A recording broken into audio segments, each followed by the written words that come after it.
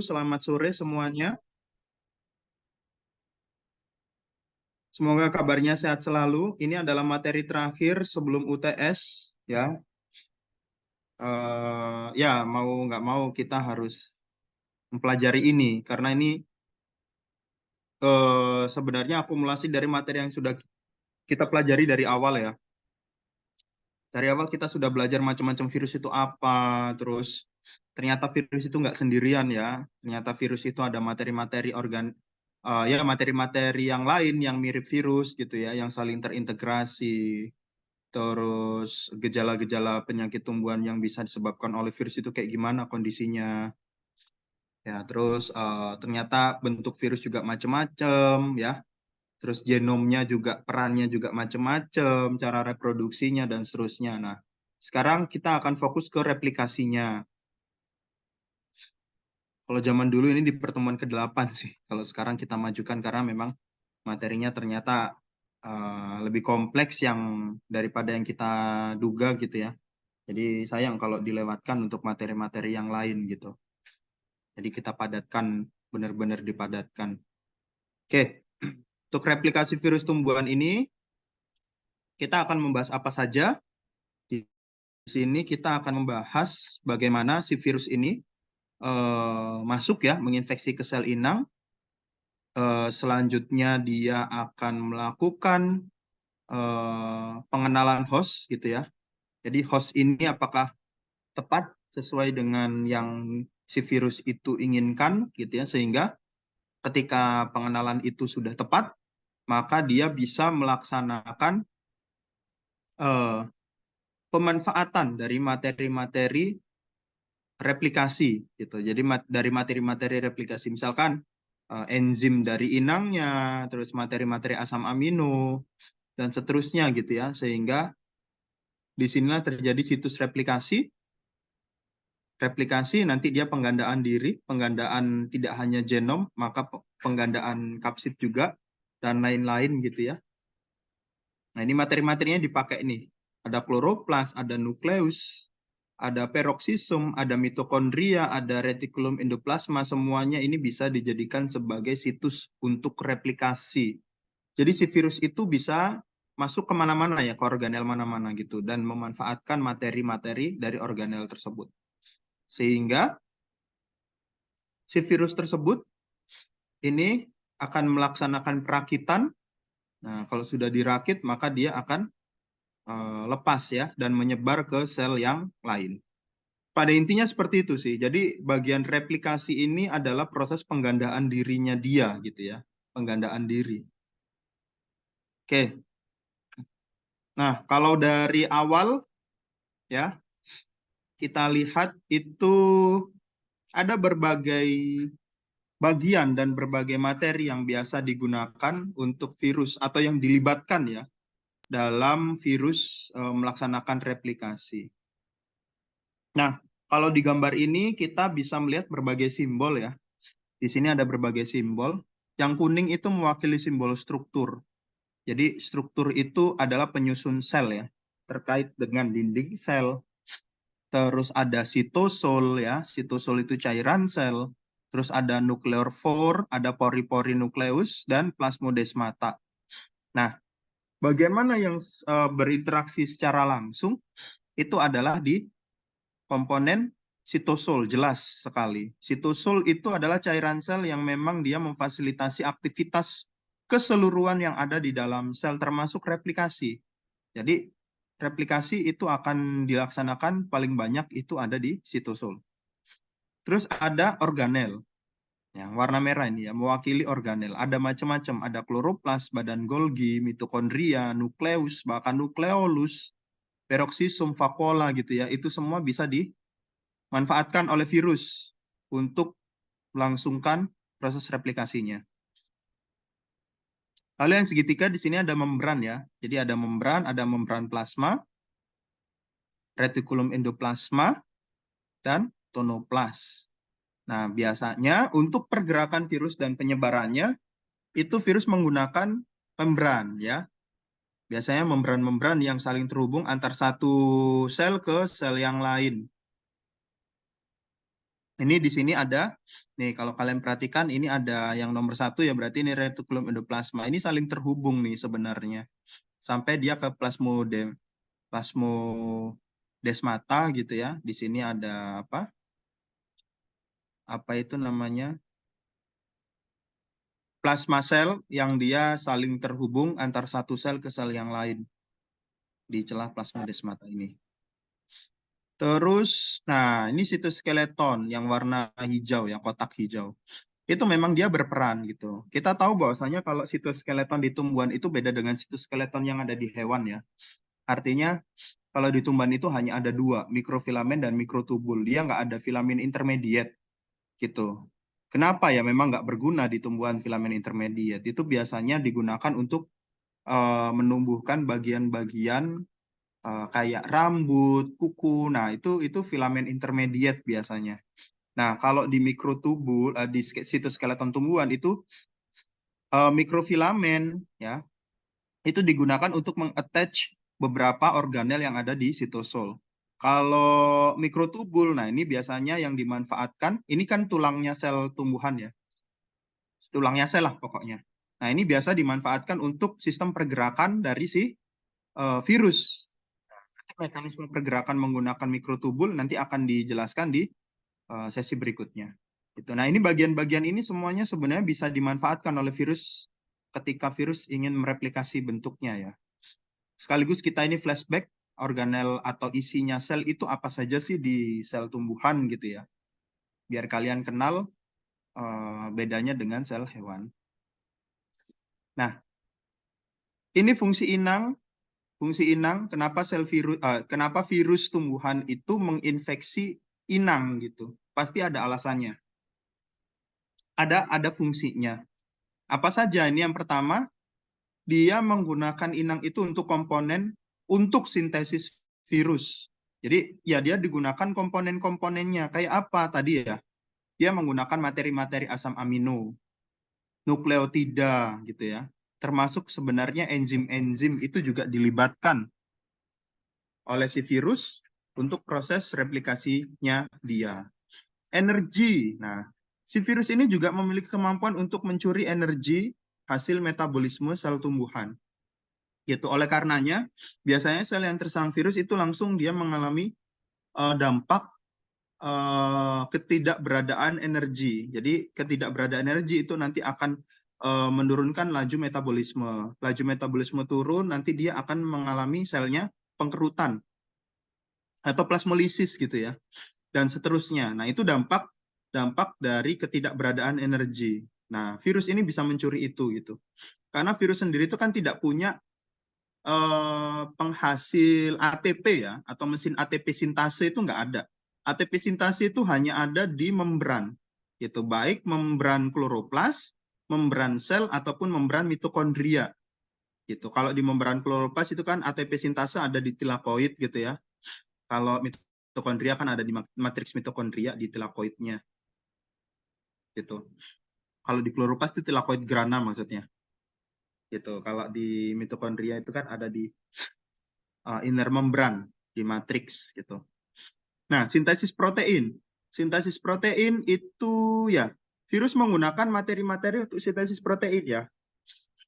Ribosom. Nah, kemarin kita juga sudah sempat singgung bahwasannya ketika virus melakukan replikasi, itu dia akan memanfaatkan genom dari induknya atau genom dari inangnya.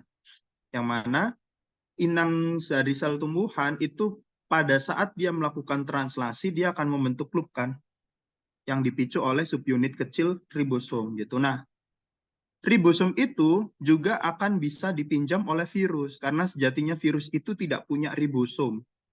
Gitu. Maka dia akan meminjam ribosom dari inangnya. tRNA juga sama, dia tidak memiliki kemampuan untuk mensintesis tRNA. Sehingga tRNA juga pinjam juga. Enzim-enzim terkait ya, banyak banget enzimnya nanti akan dijelaskan, tapi tidak semua, tapi ya cukup mewakili lah gitu. Oke, selanjutnya ada sintesis asam nukleat. Nah, ketika si virus ini ingin mensintesis genomnya, itu virus itu memiliki kemampuan untuk mengkode satu enzim sehingga asam nukleat yang dihasilkan itu bisa dimanfaatkan oleh si virus untuk kepentingan replikasi dirinya sendiri gitu. Jadi kayak dicuri gitu ya. Sehingga virus ini bisa tetap melaksanakan transkripsi untuk membentuk RNA atau DNA ya. Ini misalkan RNA polimerase. Nah, si virus kan nggak punya ini nih. Jadi dia akan meminjam sih ya, bukan mencuri ya, meminjam. Tapi dengan dipinjamnya RNA polimerase itu akan mempengaruhi proses transkripsi pada sel inangnya juga gitu, yang harusnya berlangsung sekian, misalkan 1000 kali gitu ya, itu cuma bisa berlangsung 500 kali gitu misalkan. Kayak gitu. Jadi sintesis asam nukleat ini juga akan dibelokkan ke arah replikasi virus. Lalu komponen struktural sel. Nah, ini komponen struktural, misalkan membran ya. Membran terlibat dalam replikasi. Jelas sekali karena membran ini salah satu materi yang biasa dimanfaatkan oleh virus. Kenapa? Karena di membran juga ada ATP sintase, di membran juga ada misalkan kalau di tilakoid ada sitokrom kompleks gitu ya yang digunakan untuk mensintasi elektron untuk menghasilkan afinitas elektron yang besar gitu sehingga dia bisa mengikat ion-ion gitu kan dan seterusnya. Ini juga akan digunakan oleh virus. Lalu yang keenam ada pertahanan inang. Nah, pertahanan inang yang terserang baik bakteri, virus, dan lain-lain gitu ya. Sebenarnya inang itu memiliki kemampuan untuk RNA silencing. Sebenarnya secara tidak langsung kalian sudah belajar nih, yang sudah ambil MPT ya, diajari Bu Reni bahwasanya mekanisme pertahanan inang itu juga akan terjadi ketika tumbuhan itu terserang virus. Salah satu mekanismenya adalah RNA silencing. Jadi proses pembungkaman RNA itu ya. Jadi ketika RNA itu disintesis, nah itu ada mekanisme yang dibelokkan gitu sehingga RNA itu disintesis tapi tidak sebagaimana mestinya. Gitu. Mungkin kita akan belajar satu bab khusus nanti mengenai RNA silencing. Kita lanjut dulu. Nah, ini kemarin kan kita sudah belajar ya bahwasanya virus itu kalau virus tumbuhan dikategorikan menjadi berapa jenis? Ada 7 jenis ya. Ada 7 jenis. Ada virus apa itu namanya? RNA positif, ada virus RNA negatif gitu ya. Ada double strand RNA, ada double strand DNA, ada single strand DNA dan seterusnya. Sampai 7 itu. Nah, dari 7 itu, ini kalau kita belajar salah satunya nih, ada replikasi virus RNA untai positif. Ini salah satunya dia mampu atau memiliki kemampuan untuk mengkode satu enzim gitu, yang dia berperan penting untuk mekanisme replikasinya dia. Kenapa yang saya ambil contoh adalah virus RNA sense positif? Karena semua virus gitu ya akan melalui masa mRNA gitu ya, sehingga mau nggak mau ketika dia ingin mensintesis RNA-nya, membuat mRNA gitu ya maksudnya, membuat masuk ke fase mRNA, itu dia pasti butuh ini. Nah, 3 ini adalah enzim utama yang pasti akan dibutuhkan ketika virus melakukan replikasi. Nah, ini ada RDRPS, ya. RDRPS itu singkatan dari RNA dependent RNA polymerase. Ya, terus ada helikase HEL singkatannya biasanya. Terus ada metiltransferase atau MT. Kita bahas satu-satu ya, mulai dari RDRPS. Ini dia mengkatalis pembuatan ikatan fosfodiester antara ribonukleotida dengan cara yang bergantung pada template RNA. Jadi dia memfasilitasi adanya ikatan fosfodiester. Ikatan fosfodiester itu di mana? Ikatan fosfodiester itu terjadi antar ketika dia pembentukan nukleotida-nukleotida gitu ya. Nah, ini ada 2 ciri yang membuat aktivitas enzim ini sulit dipelajari nih. Sudah saya masukkan ke sini. Pertama, biasanya dikaitkan dengan struktur membran dalam sel dan pada proses isolasinya. Enzim ini sering tidak stabil. Nah, betul. Kenapa? Karena dia akan hanya muncul dan digunakan ketika terjadi katalisis dalam pembentukan ribonukleotida, terutama pada fase pembentukan fosfodiester. Saya rasa kalian sudah belajar ya di biomolekuler ya terkait hal ini, jadi ya sudah sangat familiar sih seharusnya tentang RNA polimerase ini. Terus yang kedua, ini ada fraksi larut. Jadi fraksi larut dari jaringan tanaman sehat mungkin mengandung sejumlah kecil enzim inang dengan aktivitas serupa. Jumlah aktivitas enzim tersebut juga dapat dirangsang oleh infeksi virus. Nah, jadi kalau RDRPS ini muncul, apalagi pada ini ya, misalkan tanaman sehat gitu ya. Nah, itu jumlahnya sangat-sangat kecil sekali. Oleh karenanya, untuk mensintesis, memurnikan enzim ini sendiri itu butuh upaya yang sangat besar gitu. Belum lagi ketika kita nggak tahu apakah tanaman itu beneran sehat apa enggak. Kalau misalkan tanaman itu sakit, nah bisa jadi RDRPS yang disintesis itu dipicu oleh si virus gitu. Jadinya bias gitu loh. Nah, ini alasan kenapa RDRPS itu sulit untuk diamati gitu. Tapi menjadi enzim yang cukup penting untuk replikasi si virus. Nah, ini ada data di mana salah satu apa itu namanya organisasi domain dari virus RNA positif ya, virus replikasi virus RNA positif. Nah, ini di sini ada data-data, ada MT, metiltransferasenya, terus HEL-nya, helikase, dan RDRP. Lalu ada MT dan helikase yang ada pada different ORF gitu, atau RT or FVS, atau protease, atau melibatkan protease. Nah, ini macam-macamnya ya. Contohnya Secofiridae. Nah, ini Secofiridae ini dia artinya positif itu ada gitu. Terus 3, 1 itu ada di ya. Kalau nggak salah ini ada di fase 3 sebentar. Nah, ini nih, ada keterangannya nggak ya?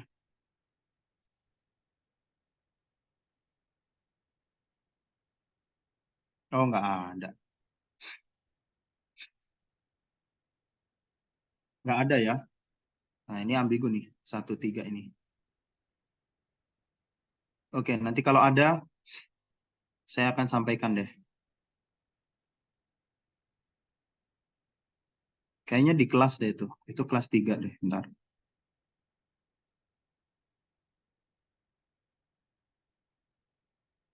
Nah, ini sih kayaknya ini deh, kelas-kelas ini. Nanti coba kita hubungkan ke sana. Nah, terus ini metil transferase dan helikase different ORF, ini berarti ada yang enggak gitu ya.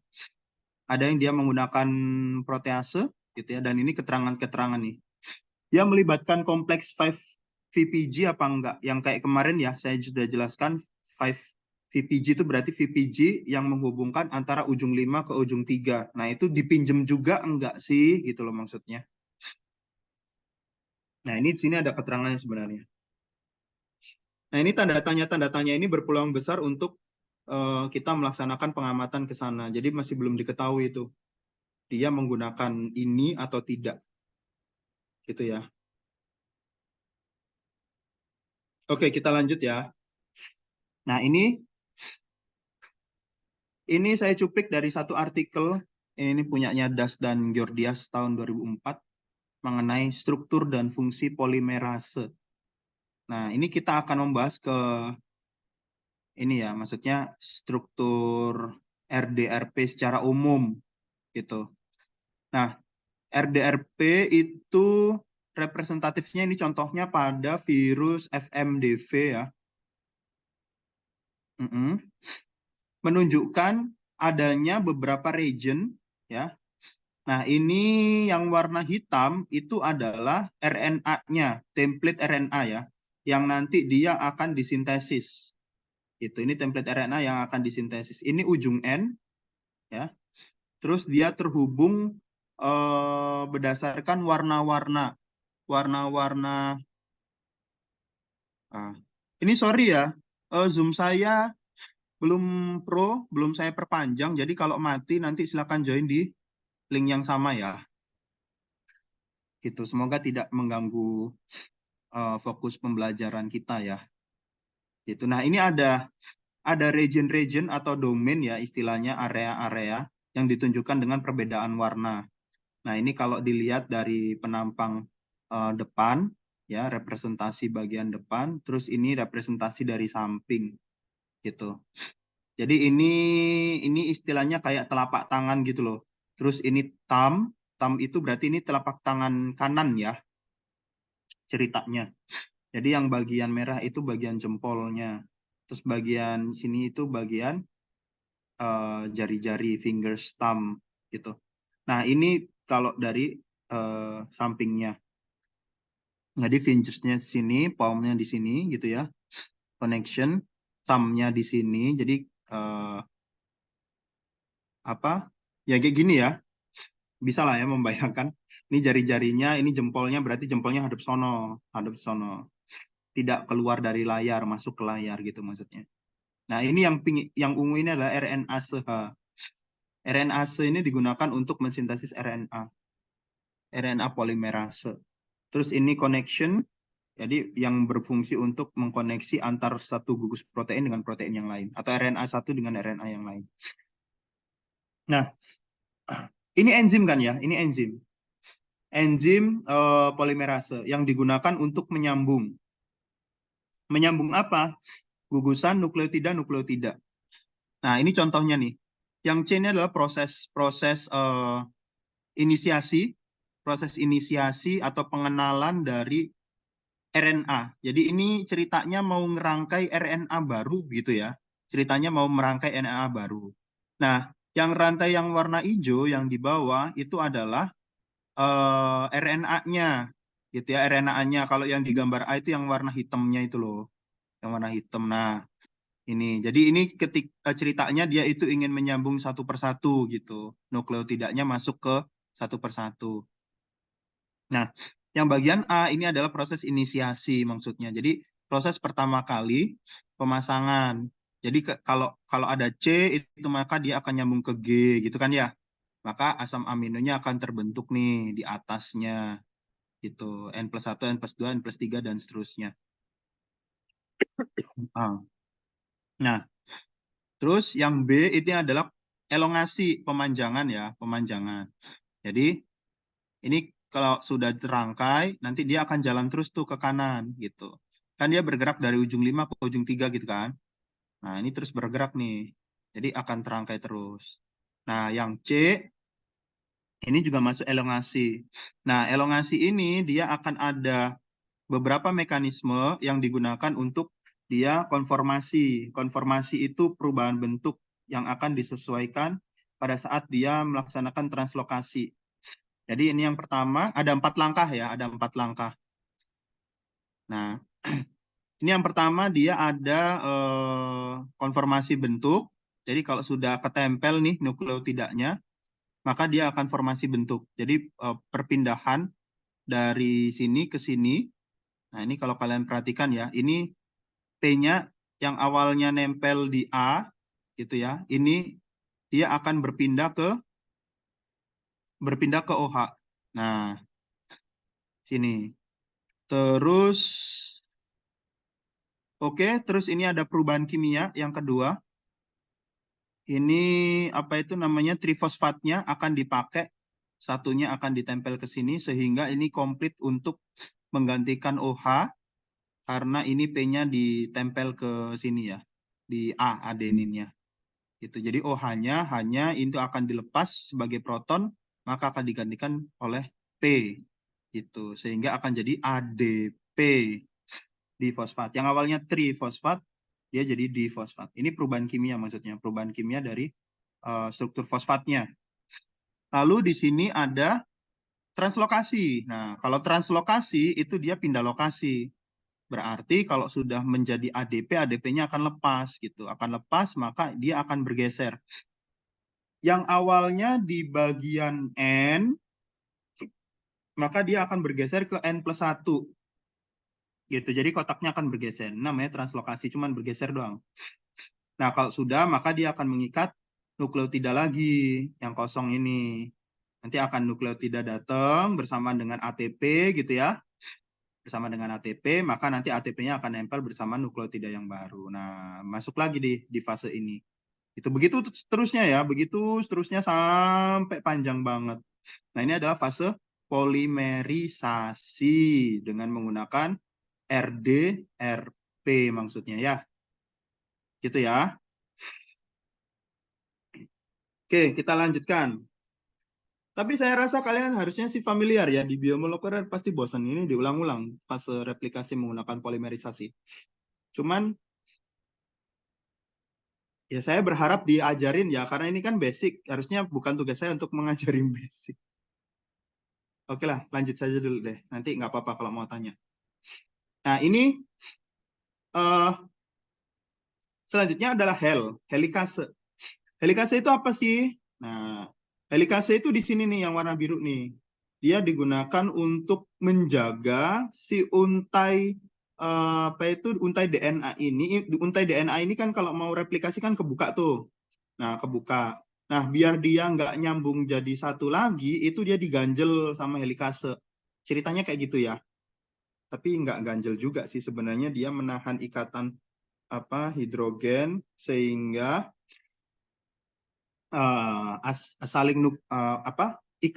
pasangan nukleotida, gemes banget ngomongnya.